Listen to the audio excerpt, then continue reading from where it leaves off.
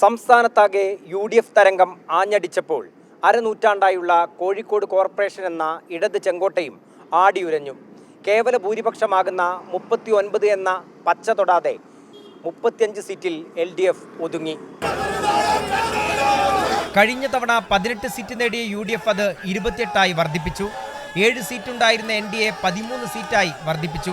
LDFിന്റെ mayor സ്ഥാനാർത്ഥിയായ CP Musafir അഹമ്മദിന് കോൺഗ്രസിന്റെ SD അബൂബക്കറിനോടേറ്റ തോൽവി ജില്ലയിലെ CPMനേറ്റ ഡബിൾ ഷോക്കായി.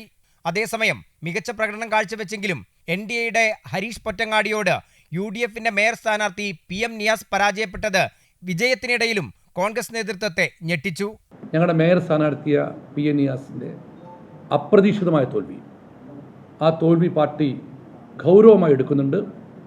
ആ തോൽവിയെക്കുറിച്ച് ഒരു ഉന്നത നേതാവിൻ്റെ സാന്നിധ്യത്തിൽ അന്വേഷണം നടത്തി വീഴ്ച പറ്റിയിട്ടുണ്ടെങ്കിൽ കൃത്യമായ നടപടിയുണ്ടാവും.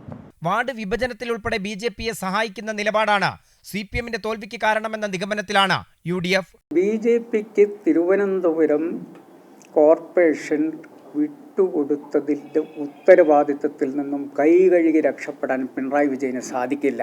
മേയർ ബീന ഫിലിപ്പിന്റെ വാർഡിൽ NDAയുടെ T റെനീഷിന്റെ ആധികാരിക വിജയവും നഗരത്തിലെ നേട്ടങ്ങളും NDAയുടെ വിജയത്തിന്റെ മാറ്റ് വർദ്ധിപ്പിക്കുന്നു. UDFിന്റെ മേയർ സ്ഥാനാർത്ഥിയെ മലത്തി അടിച്ചുകൊണ്ട് ഒരു യുവ നേതാവാണ് അവിടെ വിജയിച്ചിരിക്കുന്നത്. ബീന ഫിലിപ്പിന്റെ വാർഡിൽ റിനീഷ് എന്ന് പറയുന്ന ഞങ്ങളുടെ യുവ നേതാവ് അത്ഭുതകരമായിട്ട് കഴിഞ്ഞ തവണയും അദ്ദേഹം ഒരു 3ാം സ്ഥാനത്തുള്ള വാർഡ് ജയിച്ചു. ഇത് CPMന്റെ ഉരുക്കുകോട്ടയിലും ഞങ്ങൾ ജയിച്ചു. കോഴിക്കോട് ജില്ലാ പഞ്ചായത്ത് ചരിത്രത്തിലാദ്യമായി UDF ഭരിക്കും.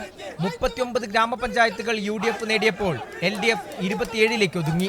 കണ്ണൂർ കോർപ്പറേഷൻ 36 സീറ്റുമായി UDF ഭരിക്കും. കഴിഞ്ഞ തവണ ഇത് 34 LDFിന് കഴിഞ്ഞ തവണ കണ്ണൂരിൽ 19 സീറ്റായിരുന്നെങ്കിൽ അത് 15 കുറഞ്ഞു. കഴിഞ്ഞ തവണ ഒരു സീറ്റ് നേടിയ NDA 4 സീറ്റിലാണ് ഇത്തവണ വിജയിച്ചത്.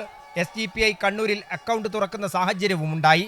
കണ്ണൂർ ഗ്രാമപഞ്ചായത്തുകളിൽ 49 ഇടത്ത് LDFും 21 ഇടത്ത് UDFും ജയിച്ചപ്പോൾ 11 സീറ്റ് വീതം LDFും UDFും ഒപ്പത്തിനൊപ്പമാണ്.